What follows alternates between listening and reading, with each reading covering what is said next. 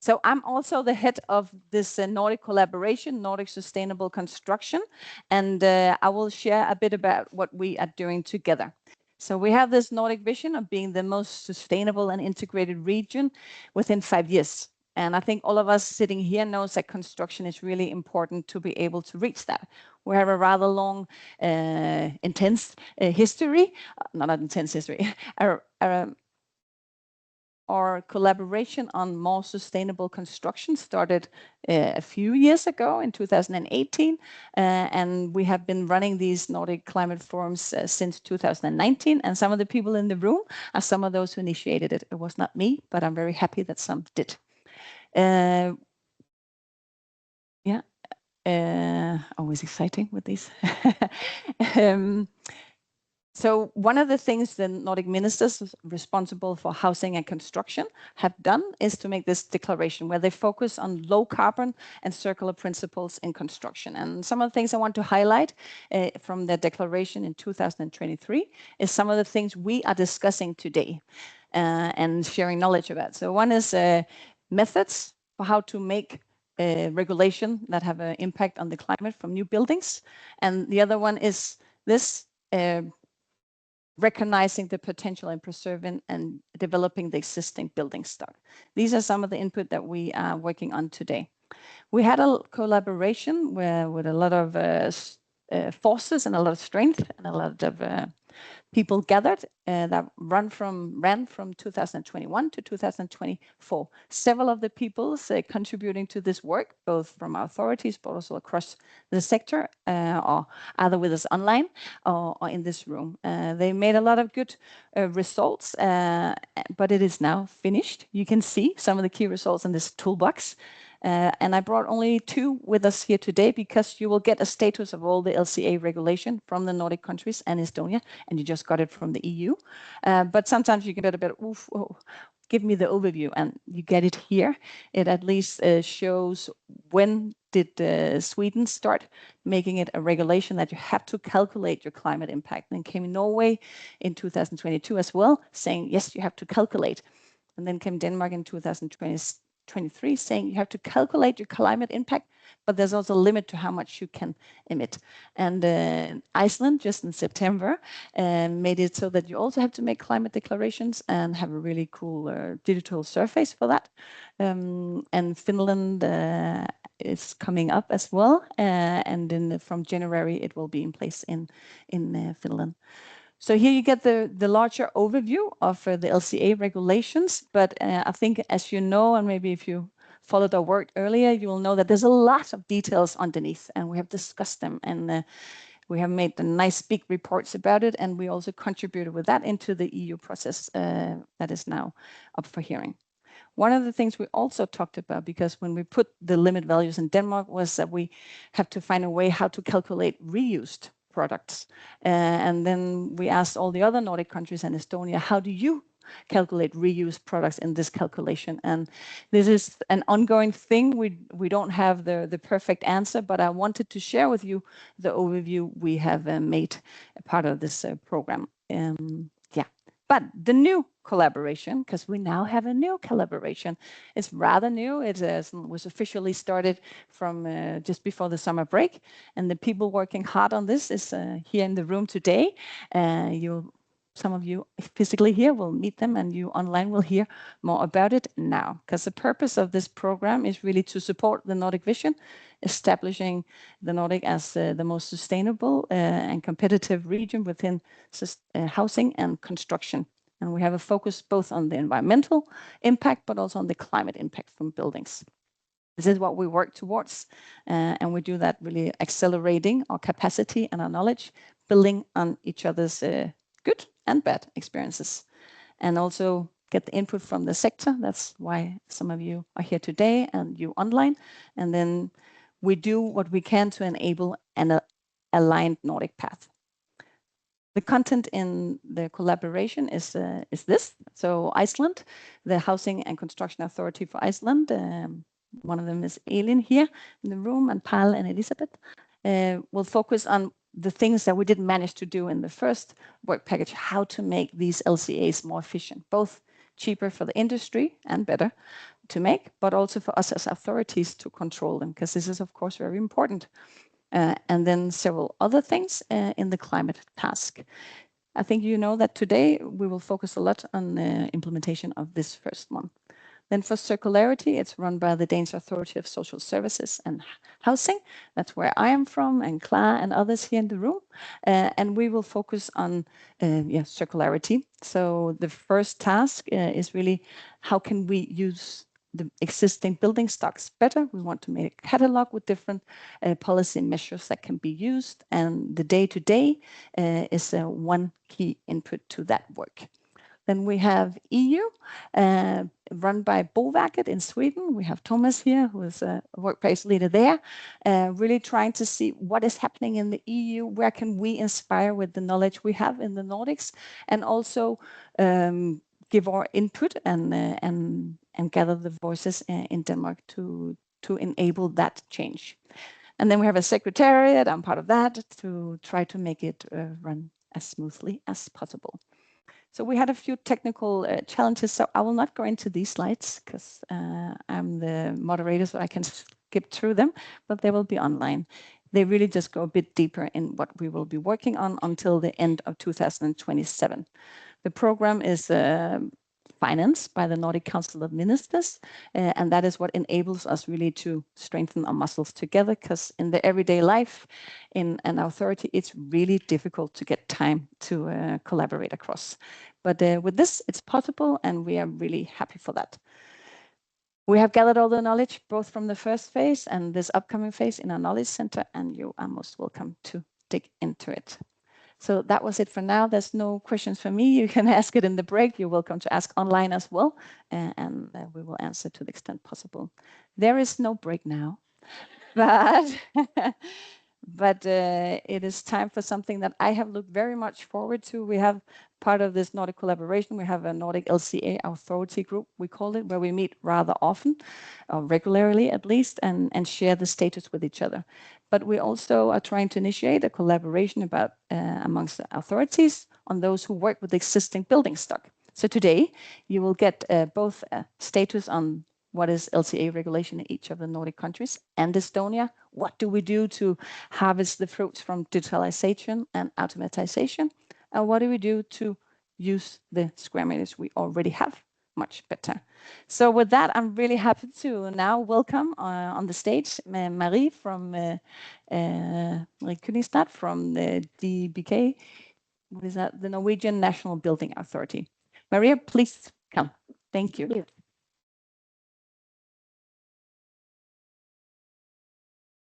And you just try to hit that one. Okay. Hi, I'm Maria. Thank you for the introduction. I work at the Norwegian Building Authority. I am an engineer specializing in life cycle assessment. And before starting working at the authority, I worked nearly 5 years as a consultant at Sweco.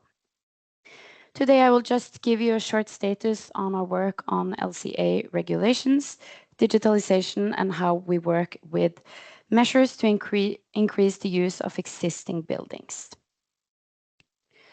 Let's start by looking at the existing regulations. They say that we need to calculate greenhouse gas emissions from materials when we build something new or when we do a major renovation of apartment blocks, commercial and industrial buildings. So basically, this applies to almost all buildings except smaller houses. The calculation should follow the standard NS 3720. That is the Norwegian standard for greenhouse gas calculations.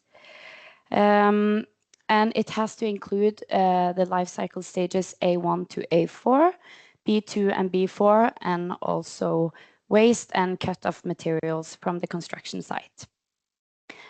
And as shown in the table here, you can see that the assessment must include at least the main building elements.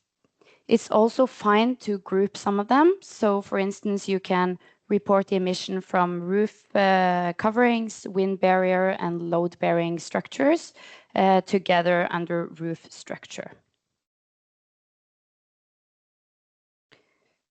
Over the past 1.5 years, we have been working on developing new climate regulations. They are now under political review, but I would like to just briefly explain our approach and the rationale behind them. In 2024, the government and the industry signed the Climate Partnership for the Construction Sector, where the goal is to follow up and investigate cost-effective measures that cut emissions in line with 2030 and 2050 targets, and supporting the green transition of the economy.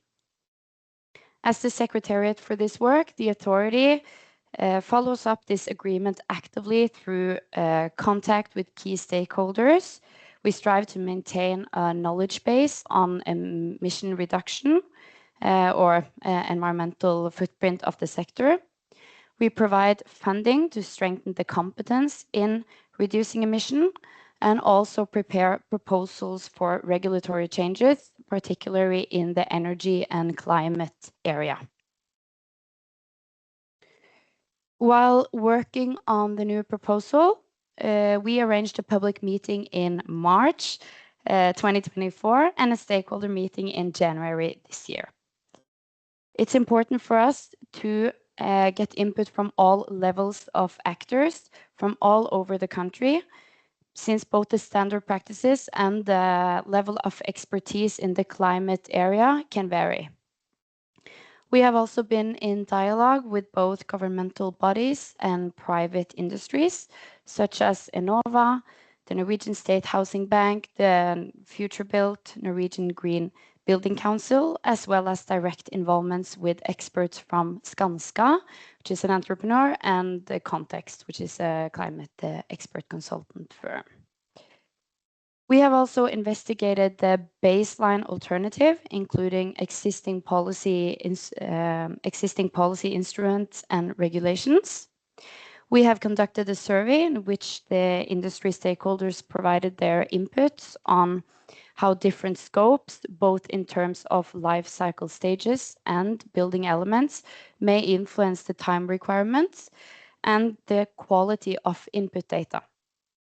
Finally, we have analyzed the greenhouse gas emissions for typical buildings for several building categories, along with potential mitigation scenarios and their associated costs. I would also like to share some key consideration related to this work. It can be challenging introducing new requirements at a time where the industry experiences high building costs and high interest rates. The industry consists of those who find today's requirements sufficient or even challenging, and also those who find them lacking ambition. Also, we see that scope and methodology choices meet stakeholder interest differently. For instance, how to handle biogenic carbon, both storage and permanent and temporary storage, and future scenarios for reuse of building materials.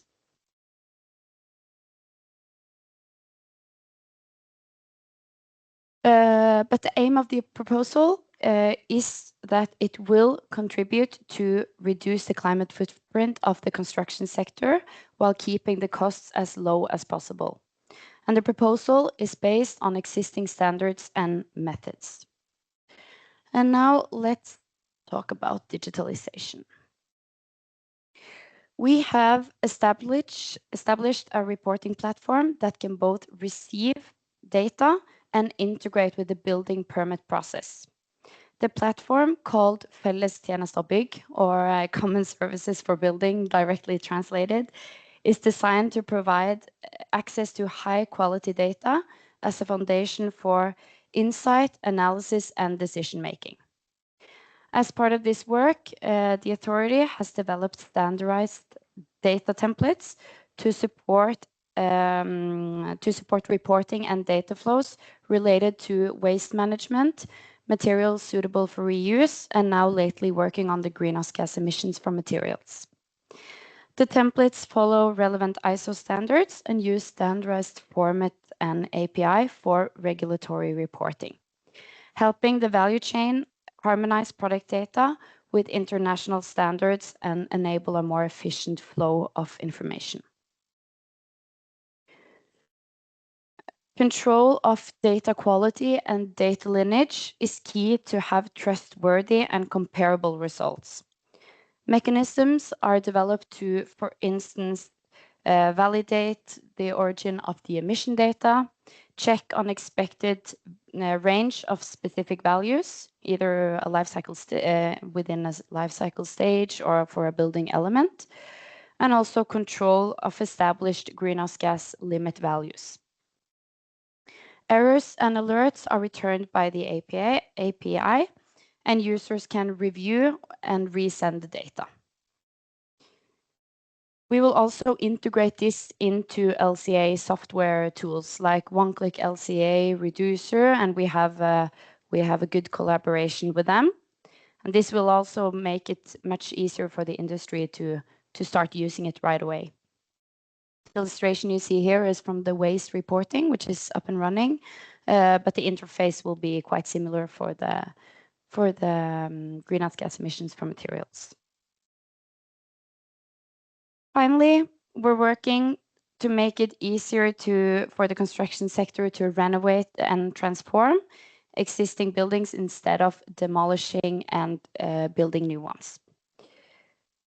Section 31.2 of the Planning and Building Act says that the technical requirements only apply to parts of the building that you actually change, not the whole building. That makes rehabilitation much more flexible and practical. Then Section 31.4 gives the municipalities the opportunity to grant exemptions from technical requirements when it's reasonable. And this could, for instance, be in terms of safety, health, or the environment. Together, these rules gives us flexibility and makes reuse and renovation a far more attractive option. We will continue with this work, and we will evaluate the feedback from the industry on the proposal and also on the digital solutions. We will continue to share our best practice and knowledge with the Nordic country, and we're very, very thankful to be here today and do that. And also continue to further develop regulations and digital validation and reporting services. So to sum up, by taking a life cycle approach, using digital tools, and making a smarter use of the buildings that we already have, we think that we can cut emissions, save resources, and take a big step towards our climate goals. Thank you for your attention. Thank you very much, Marie, for a very good run through of what's happening in Norway. You see a lot. And now it's my pleasure to welcome on stage Christina Eriksson from Boverket. Christina, the floor is yours. Thank you. Yes, I will give you an update on the current status when it comes to LCA regulation in Sweden. And I work at Boverket, which is a central government authority. We're working with planning and housing and constructing the building code, for example. And I've been working as a project manager for the upcoming regulation, now the upcoming, but also the existing regulation in Sweden. So we introduced LCA regulation in Sweden in January 2022.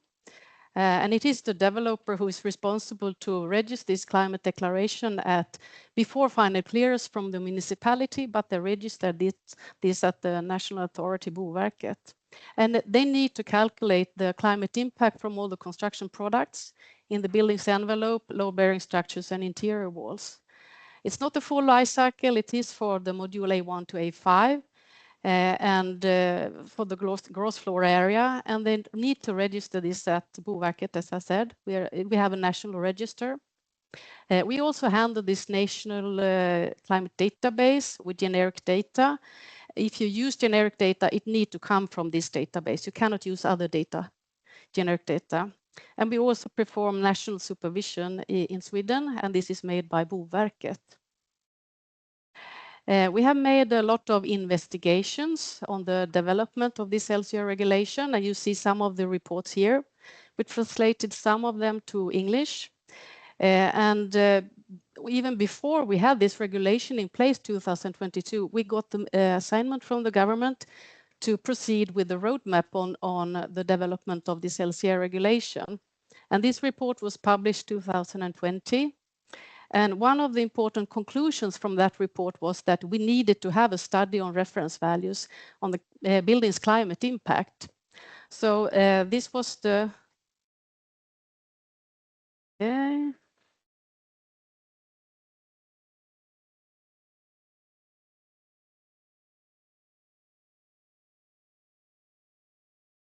Okay. Oh. Thank you. Yes, we procured KTH, the Royal Institute of Technology, to do this study, and this was financed by the government. So this study was made, a report was published 2022 and updated 2023. And these reference values was really important input to proceed with the government assignment to give the legal proposal to on limit values, but also on an extended climate declaration. And this report was published 2023, and the government sent this for public consultation, only the part that concerned the limit value. The government has choose to not proceed directly with this proposal that we gave already 2023. The proposal was to introduce these limit values from 2025. Instead, they have been waiting for the upcoming requirements on global warming potential in the EPPD. Okay, we got a new government assignment in December last year to implement the life cycle global warming potential according to EPPD in the Swedish legislation. Okay, so we're working now on this legislative proposal to the government on life cycle global warming potential, but also on limit values. And we will give this legal proposal to the government in June next year. Okay, I can see my slides, but you cannot. Okay. Anyway, we're working with the implementation of this assignment fully, and I will just give you some starting points that we have with us in this work. We have this legal proposal. I would say we already have the majority of the legislation in our proposal, both in a law and ordinance. So we will adjust this proposal, this legal proposal, according to the requirements in EPPD. And we have got this mission to introduce the minimum requirements in EPPD. That's what we were working on. And we also work to adjust according to the timetable in the EPPD, meaning that from January 28, the bigger building of 1,000 square meters, they need to declare the full life cycle. And from 2030, the rest of the buildings, and limit values from 2030. And of course, we are looking on the guidance from the Commission on these limit values, but also an upcoming delegated act. So I would say perhaps the biggest change according to the proposal that we have in the report is the adjustment of the timetable, but also what we are now working on. No, it's not moving. We have given the KTH a new assignment together with the consultant WSP to look over these limit values, because the proposal was to introduce them 2025. Now it will be 5 years later, so we're going to adjust the level of these limit values. We had a consultation with the Swedish construction industry in August this year, so we're continue to work with that.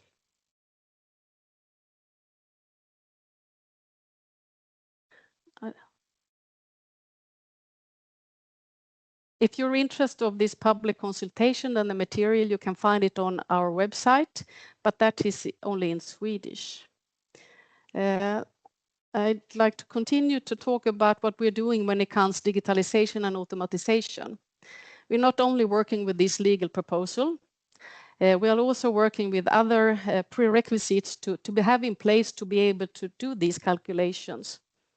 We're working to develop our national register for climate declaration. We need to take more data. And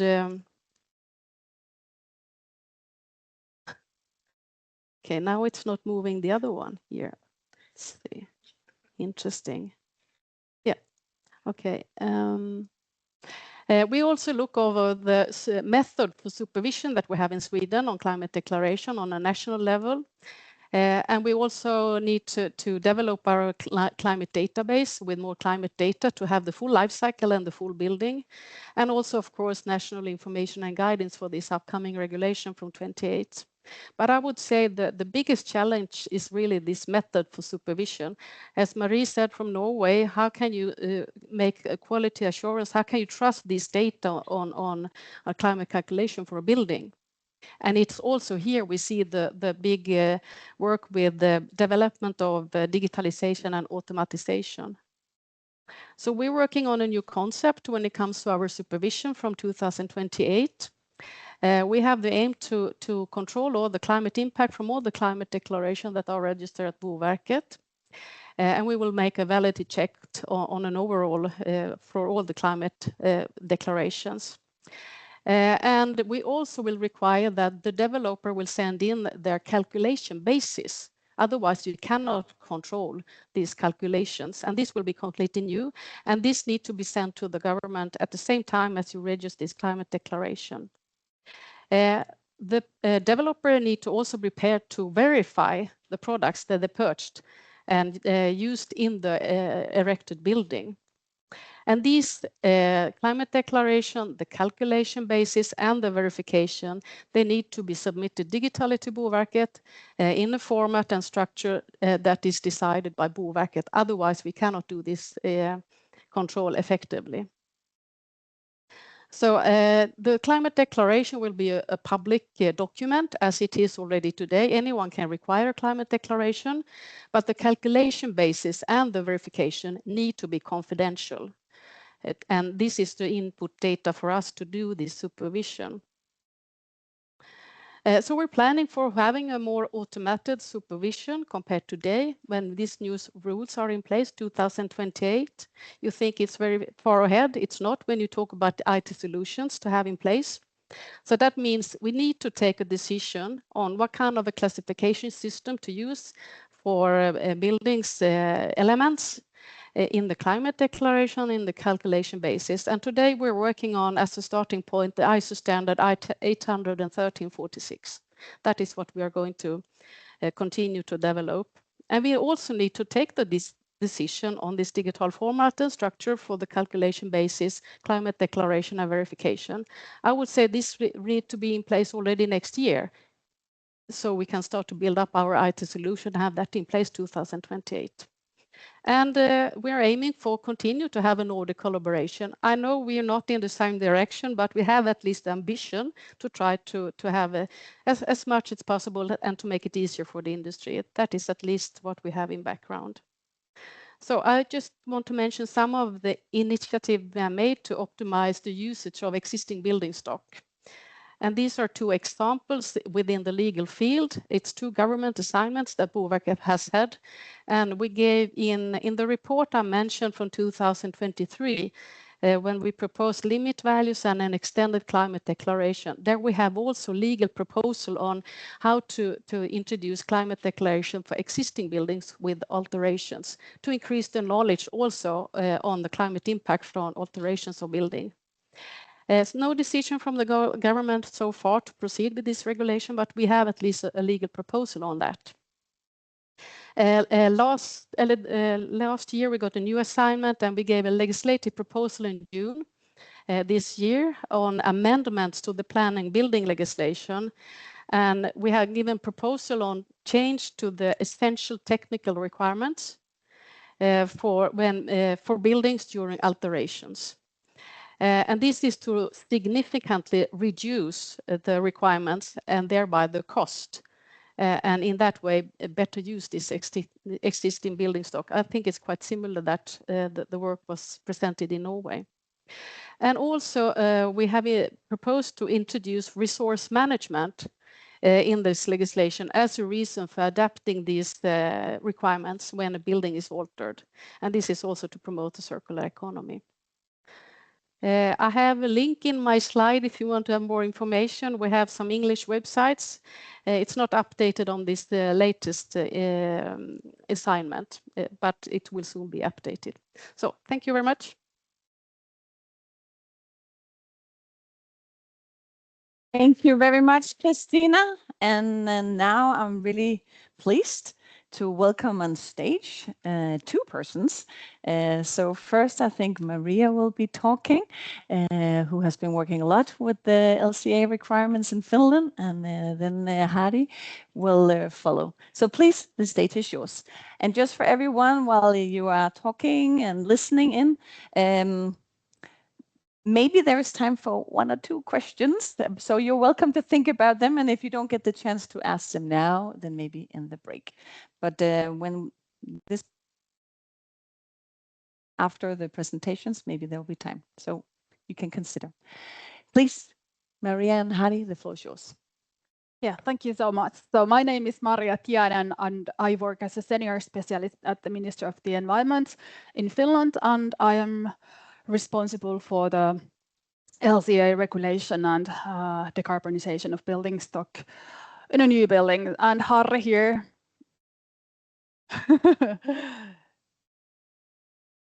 Responsible for the circular economy in built environment. So I will tell a little bit about our current situation with the LCA regulation. Helle already mentioned some details about our new regulation, but we have introduced our climate declaration, decree on climate declaration last year, and it will enter into force next year, so at the beginning of January, so quite soon. What is important to notice that the climate declaration will be given for the building authorities at the as-built phase. So during the final inspection, also the limit value will be checked. But as Christina here has talked about the declaring and inspecting that the quality of the climate declaration meets a certain degree. So we don't have that kind of inspection. So we only will inspect that the climate declaration is done and the limit value will be met. Climate declaration affects certain buildings, not all. It affects those buildings that need the EPCs or the energy performance certificate. So those buildings will need to have the climate declaration. There's one exception, or actually two exceptions. Small family building houses do not need to have the climate declaration at this point. And also the renovation project do not need to have the climate declaration, but all the other buildings that need to have the EPC, so energy performance certificate, are affected by this regulation. At the moment, we don't fully meet the requirements that will come from the delegated act, as Putsan has told today that there will be new regulation how we should calculate the LCA of the buildings. So during this fall and at the beginning of next year, we need to do some amendments for our climate declaration. The biggest changes that will need to be done concern the modules that needs to be taken into account in the LCA calculation. So there is, for example, for Finland, there are B1, B2, B3, and B4, the modules that concern the usage of the buildings. They are not included at the moment in our calculations, so we need to take those into account and do an amendment. Also, the hierarchy of the initial values is something that we need to take into account in a new regulation when amending the regulation. And also the scope of the of the climate declaration. So as said, there's a limit for 200 square meter buildings. So some building types need to be taken into account, and starting from 2030, also the small family building houses needs to be included in the regulation, scope of the regulation. So about the limit values, this is something new. So we have had the public hearing of our limit values last spring. And at the moment, our limit value, the decree on limit value is under the notification. So it's quite ready, but and it will come into force next year, beginning of next year. So we don't have a big time to adapt and to this regulation. But yeah, 1st of January, the limit values will come into force. But this doesn't necessarily mean big changes at the moment. But let's see in the next slide what it means. But in overall, the limit values concern the building. In Finland, we do the climate declaration for the building and building site. And we also calculate the carbon footprint and carbon handprint. But the limit values concern only the building and carbon footprint, so the GVB value.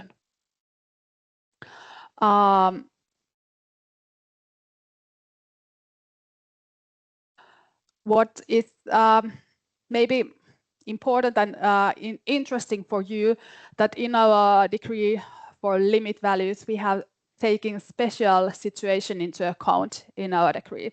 So in some difficult situation where the building has difficult to meet the limit values, we have allowed them to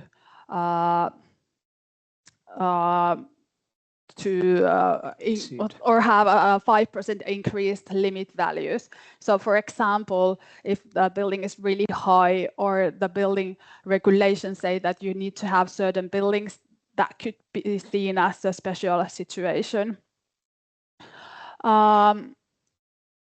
Yeah, the limit value includes the same similar life cycle stages as the climate declaration. So that's the same.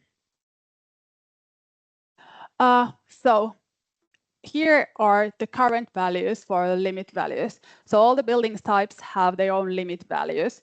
And we have 2-stage limit values. So the first limit values will come into force 2026. But to make it easier for our stakeholder and industry to adapt into a new regulation, we have 2-phase limit values. So the next limit values will come to force 2028 in order to get really CO2 emission savings, but ensure smooth transition into a new regulation. So the first limit values that you can see here are quite easy to reach at the moment, but we really have put lower limit values for 2028. So the industry needs to do decarbonization solution and ways in order to meet those limit values. But we made, with Granlund, we made an investigation or research where we studied the effect, the economical effect of those new limit values, and we found out that it doesn't affect that much to the cost of the construction. So those costs are limited. So a couple of slides about digitalization. So the new construction regulation has required changes in the information management. In the preparation of the legislation, attention has been paid to the interoperability of information at the many different levels. The understanding and accuracy of the information have been ensured through a precise definition of the form of information. Data transfer between municipal and state systems have been made possible. so that the information generated in process is available to those who need it. Okay, thanks.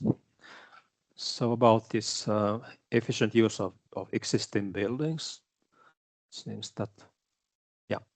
Okay, I think that in Finland, the overall challenge is that some areas and regions are depopulating and some regions are growing, like cities. And the challenge is very different in those two areas. And I think that the situation is the same in all Nordic countries. So we have to address that. Another issue for the policy perspective is that we don't have very good kind of binding legislation for this issue, because it's up to building owners to make the decisions and we can't influence them by legislation.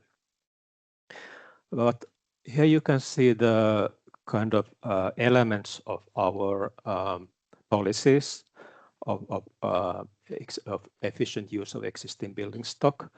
There are 4 parts: the New Construction Act, guidelines and publications, the Circular Economy Green Deal, and metrics that we are developing for this. First, about this Construction Act. In this new Construction Act, which came into force in the beginning of this year, there are few sections that are aiming to ease the conversions of the use of the existing buildings. This is the sections 57 and 10 here. One for temporary buildings and one for permanent kind of conversions for use. So you don't have to kind of obey the city plan to make these changes in use. And we are now expecting what kind of effects it has in our building stock. Then we have a new kind of written section, this 30 section, which allows the building owner to renovate the buildings according to the original kind of building methods that the building was originally built. And then about this new essential technical requirements called life cycle performance of buildings. It's a new, as I said, new requirement in our Construction Act.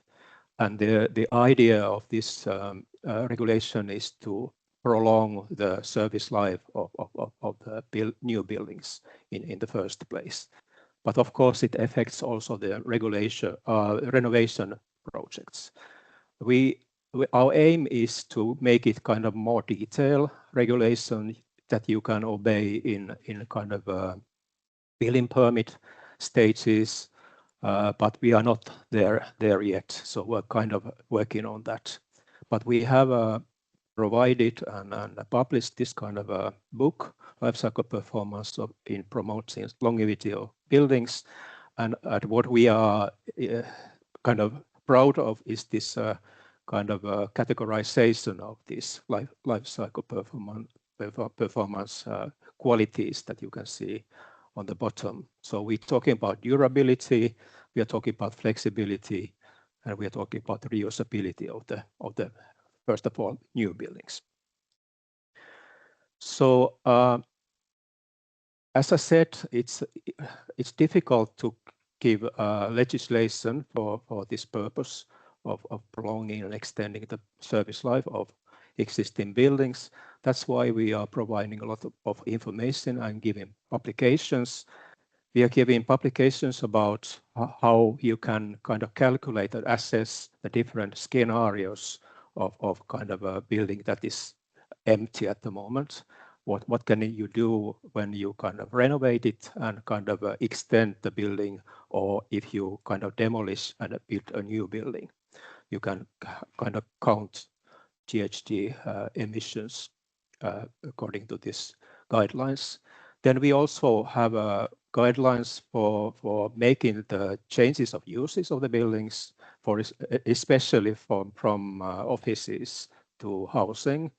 And one issue which is also very important, that we should also consider other kind of values, not just environmental values or economic values. We should also consider cultural values and social values when we kind of make the choices about the buildings and existing buildings.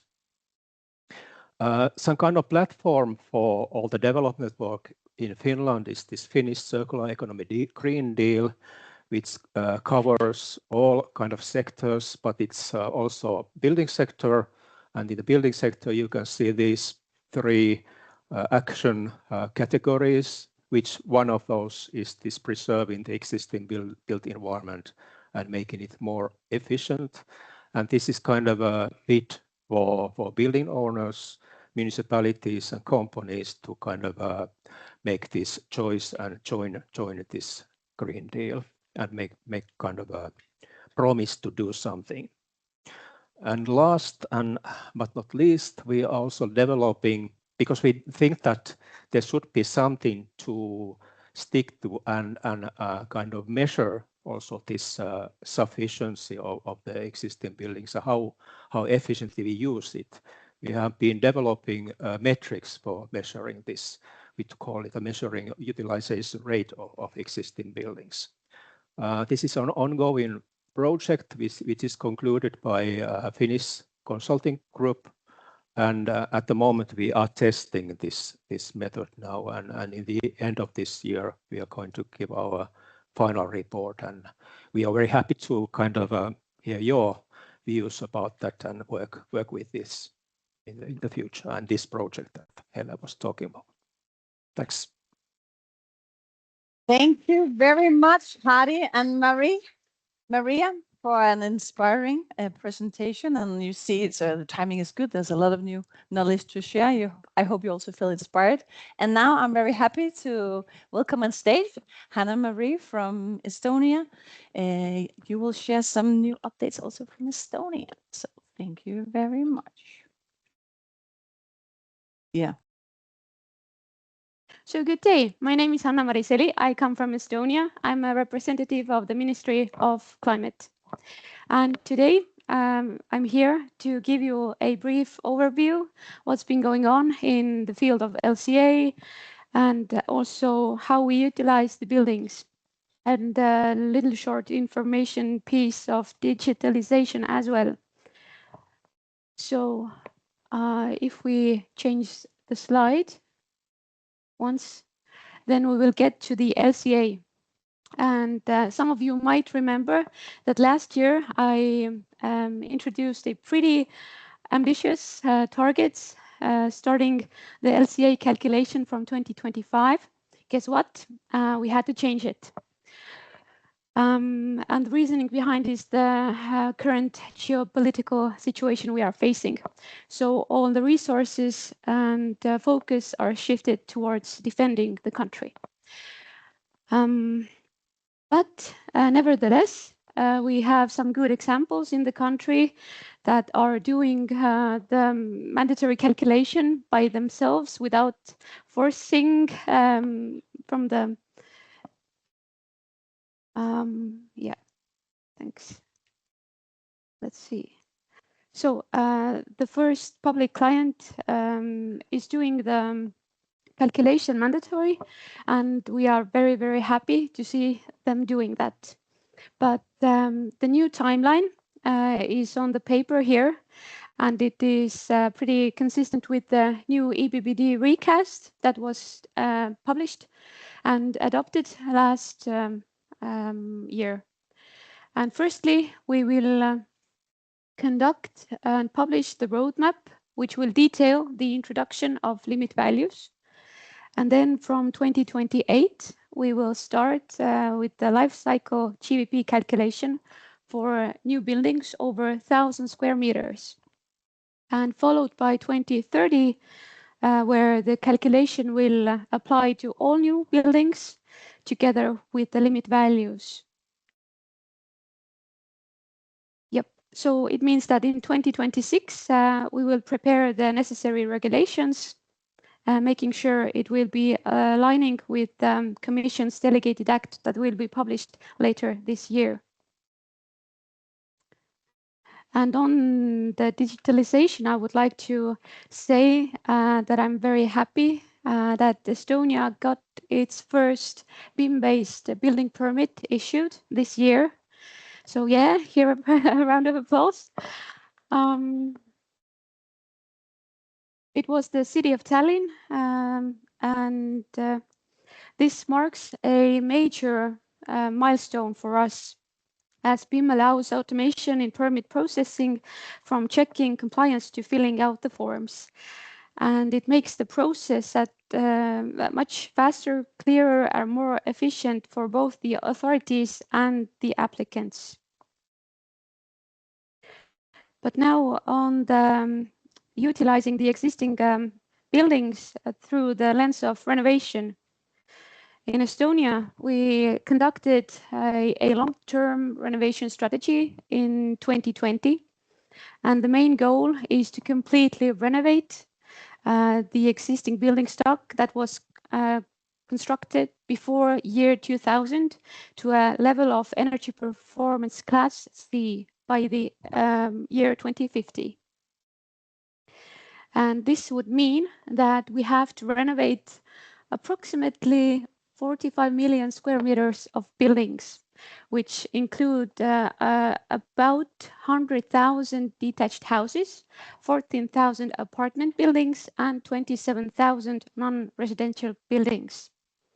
And to get the renovation marathon started, we also made the R&D program called Live IP Buildest as a starter or the trigger of the renovation marathon. And on the renovation, I'm also happy to say that Estonia has developed out a innovational methodology or approach to renovation, because as you saw on the last slide, previous slide, the amount of buildings that we need to renovate is very, very big. And it means that we need to scale up the renovations. And this industrial renovation is helping us to do so. What we do use in these industrial renovations, we use those factory-made elements.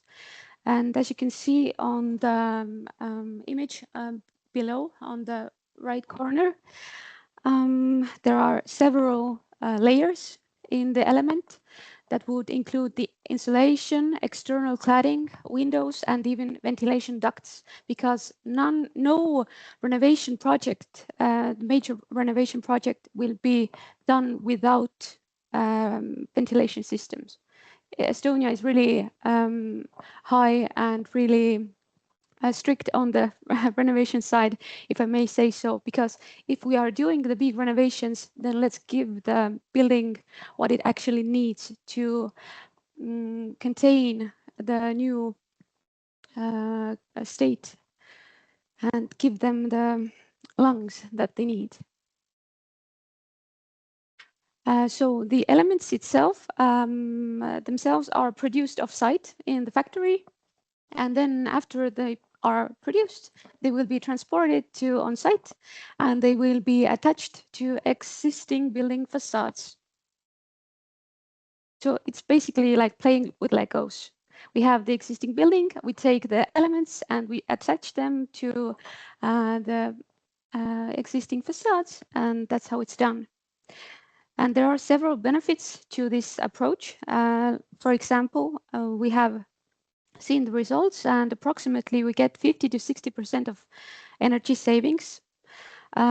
What's a big difference compared to business as usual renovation is that the renovation period itself is much shorter.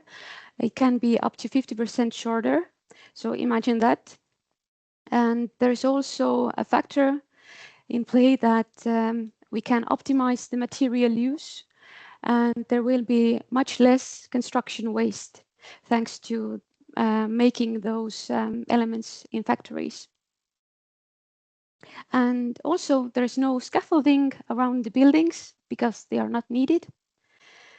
And the residents can stay in their homes while the renovation works are conducted. Let's see if we can play the video at a short time lapse.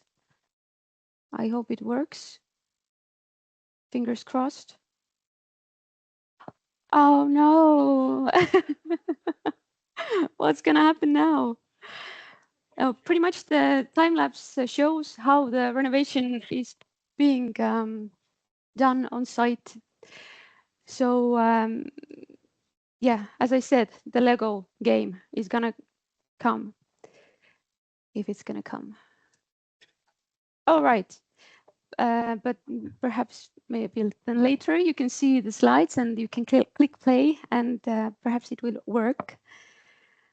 But I have 2 more topics to cover, if you allow me. Yeah. Thank you. Thank you. To make sure that the stakeholders, the citizens, the local governments know how to build without going into deep, like in the legislation, we cannot expect that all the people are lawyers and can understand the legislation.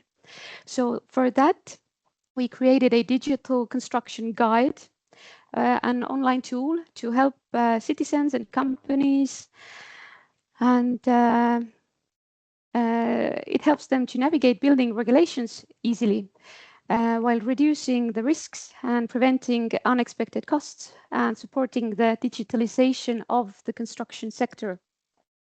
Yeah, and that's the visual you can see on the your right, my left side. As you can see, there are different types of buildings. You can click on the building type that you need to build or renovate, or just do some minor works. And then it pops up the window and shows you what are the obligations you have to follow and what are the aspects of the permits and everything like that. And it covers everything from simple repairs to a new construction. Thank you. And on the last slide, pretty much similarly to the digital construction guide we have right now, we are also preparing a renovation guide. And this will help all the building owners to renovate the buildings, giving the support they need and helping them plan, manage, and carry out renovations efficiently. And that's about it from my side. Thank you so much. Thank you very much, Hannah-Marie. Please just stay, because I'd like to ask now all the Nordic construction authorities who have been presenting to come on stage. We don't have a lot of time for questions, but if there is one question, it's not normal or it's not that often we have the chance to gather all. So please, Hadi. And of course, there's also some after the break and the sector's inspiration presentation. But is there someone in the room who have a question? So there's one over there. While you get the microphone, I'll ask one from the online audience. It's from Buket Tosak. I don't say that right. But the question was asked to you, Maria, because she asked, how did you manage to set the limit values? What did you benchmark towards? If you can elaborate on that. Yeah, thank you. We did a calculation survey with One-Click LCA. They have a lot of LCA calculation data, and we used that data and made a lot of calculation based on those databases for each of the building types. And we also talk with our stakeholders. We had like a formal group of stakeholders, and we presented the limit values and asked their opinions, how they see the limit values and what kind of experience they had with the GVB values of the buildings. And we also made economical calculation with Granlund to investigate what kind of economical effect would those limit values have. Yes. Thank you very much for a good answer. I hope it worked out there, because it's a big task to when you start up, and also for the EU countries to find out how to set the limit values and how to follow it. But we have many good examples here and later. Please say your name and where you're from. I am Tuija Pakkanen. I work in the Technical Research Center of Finland. And I have a question about limits as well. And it's about rather the collaboration between the Nordic countries. Have you been discussing with the other countries as well about the limit values? And how have you compared those? I know that we like to compare Swedes and Danish to Finnish and Estonians and so forth. So have you been discussing about the limit values with the other countries? So the Denmark is the only one having limit values at the moment, and we have been discussing them. But of course, there are certain differences between our calculations, so they are not fully comparable. But of course, we have been benchmarking what the Danish colleagues have been doing and the experiences. Yeah. So if I can add on that, of course, it's interesting to compare across each other. We talked about like a converter tool because each country have their own building regulation that builds on a lot of history, a lot of methods that have good reasons. So you can align to an extent, and then each also political will drives you in different direction. But with the good work from the EU Commission and Buntan, it also sets some directions. So should you divide by year or not, that's a little thing that at least can make the numbers a little bit more similar. But I also know that there are tools out there that make it quite easy. So the question is to what degree the limit value should be totally aligned. But I think somehow we also compete a bit, like how far can we go? And then, yeah. So maybe I should stop talking more. Christina, please elaborate. Yeah, I'd like to add, perhaps not so much on the level of the limit values, but the methodology to develop limit values. And I would say perhaps we were inspired by Denmark, that you had started the studies to do studies on reference values. And we saw that we needed also to do that for Swedish conditions and according to the proposal on the legislative proposal that we had. So perhaps not more on the limit value. We understand that we have a bit different construction traditions, building codes. So it's difficult to compare, but it's more of the methodology, I would say. Yes. Thank you. That's a very good point with the methodology. Yeah. And one last question. Please say your name and stand up so we can see you nicely. Yeah, Jan Karlsson from the Technical University of Denmark. Yeah, I'm more into digitalization, but I'm kind of in doubt what LCA means, kind of, and the output. Isn't also about biodiversity and other stuff. Kind of people only seem to be talking about CO2. What about some stuff that you add to some biological material that would prevent it being eaten by animals, caught fire, so forth? So about toxicity. So I'm missing that part. Maybe it's coming later, but just to focus on CO2 seems to be I don't see that as the output of an LCA. Thank you very much. And Christina, you can answer. Yeah. This was a question that was discussed very early when we started to have this focus on climate. And we said it's not only climate, let's start with climate. It's difficult enough. And then you can add other environmental indicators to this. So get this methodology, get the industry to start to calculate in this topic. I would say perhaps it's at least anyway one of the most important topics. So I wouldn't say it's only, but start with climate. Maybe to add on that, because the work that Iceland is leading on the Nordic sustainable construction, their focus is also on what can we do with biodiversity? Are there other parts of LCA that should be included? So it's a very good question. So I don't know how your body and head and mind online, offline, online is feeling, but I can feel that it's time for break. So with this beautiful picture from Pika Finlandia, from Finland, we will have a break. It's